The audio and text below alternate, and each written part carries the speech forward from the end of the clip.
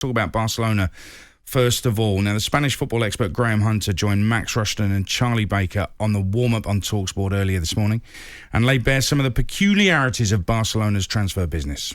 The simple way to say it is that over this summer, between selling off some of their merchandising rights, selling off some of their TV rights, and being sponsored by Spotify, the Spotify Camp Nou, they're in the process of taking in upwards of 600 million euros. Now, that's a chunk of cash to anybody. And all over Britain, I'm aware, looking over at your country where I used to live, that there's a lot of people doing, what do you call it, equity release. So your house has grown in value, you fancy a bit of cash, and you sell off a part of your future. We don't need to be too analytical to say that's exactly what Barcelona have done. They've mortgaged a bit of their future so they can have jam today.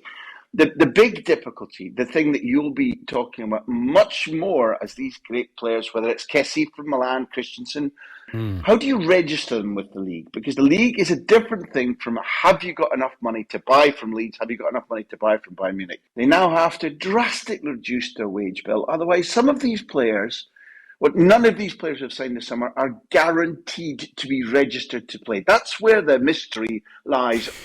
Yeah, I mean, that is a question. You can't help but thinking that will be resolved one way or the other. I think that the finances of Barcelona and how they're doing it, whether right or wrong, whether you agree with it or not, whether somebody in authority should step in and say, no, you're risking the future of the club, that's another matter. But the fact is they are signing these players. Players want to go there as well. A couple have been on free transfers, Christensen and Frank Kessie. So Rafinha going there. As we understand it, Lewandowski is on his way as well. They've re-signed on a new contract Dembele, who we all thought was going to go. So actually, they're putting a team together. If you throw in Ferran Torres, who arrived last January, Aubameyang as well, who has hit the ground running with them, it looks like they're putting a team together that actually could compete domestically in La Liga and in the Champions League as well.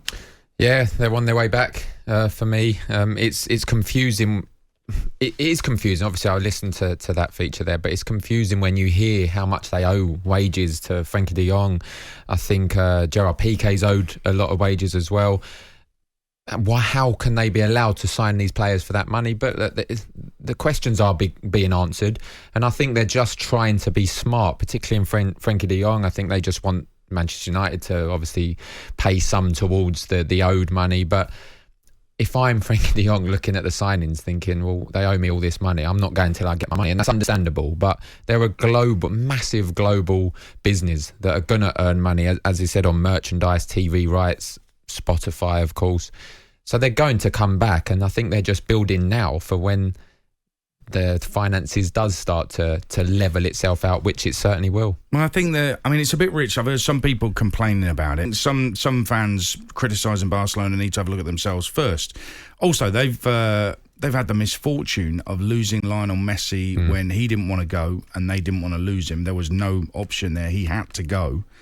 And they've been taken the cleaners by some clubs as well in the past with the fees that they've been paid. So Dembele is one where you're thinking, well, when are you going to live up to your transfer fee? Coutinho as well. There's others. So other clubs have taken them to the cleaners. So they're thinking, hang on a minute, it's about time we had a bit of payback here. Now, whether right or wrong, they want Manchester United to feed them the money, which will equate to Frenkie de Jong's deferred wages.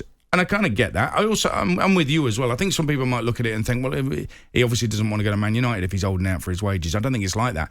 If you're in that situation where you've generously, if you like, deferred your wages, you've not given up your wages or forfeited them, you've deferred them, i.e. you're going to get paid them at a later date, then you are owed that money. So if you say, no, it's okay, you leave it, it's absolutely fine, you're basically paying for Rafinha to go to Barcelona. That's ridiculous. Yep. You can't have that, and you can't be walked all over in any walk of life. If you just lie down and let them walk all over you, then that's the reputation that will stick with you. So I don't think it's a sign that he doesn't want to go to Manchester United. I think it's a sign that he's a professional who wants what he's owed and he's got a right to. And I also look at it, and we mentioned the signings Barcelona are making. Why do you want to leave that as well? You actually, if you're Frenkie de Jong, you might be having second thoughts, thinking, actually, I want to be part of this new rebuild of a global scale football club that's going to be competing next season, not in the Europa League, in the Champions League. Played 32 La Liga games last season, so he was a key member of the squad. So he may now be thinking, by all accounts, we're hearing that he is, that he wants to stay because he wants to be part of it. That will be interesting. I can't help but think that he wants to go and work with Ten Hag, but I think the reluctance would be that they're not in the Champions League, and I get that. But I think there's still an attraction to going to Manchester United. I think people need to understand that if you go to Manchester United and you're right at the centre of them propelling themselves back to the glory days, then you become a hero. Of course. So that's got to be attractive. To become a Man United legend, the opportunity to even try to become a Man United legend, that's got to be attractive to a footballer.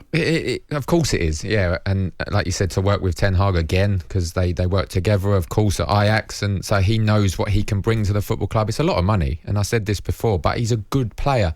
But there does come a point, even if it is to do with wages or whatever the reasons are, there comes a point where Manchester United have to say, well, enough's enough. You either want to come and play for us, or you don't. You stay at Barcelona, and look, it's not a bad club to be staying at, is it? Let's be honest. It's not, but if you're holding out for those wages and that's the reason why you're not moving, then can you really be taken seriously? Will Barcelona be looking at it thinking, hang on a minute, does he really want to be here?